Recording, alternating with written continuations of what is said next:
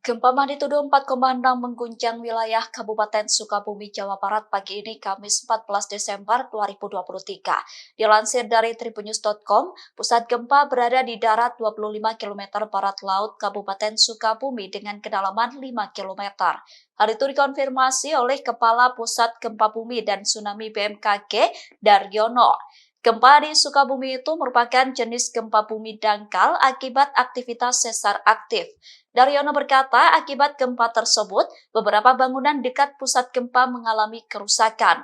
Namun ia tidak menyebut lokasi pasti rumah yang rusak akibat gempa tersebut.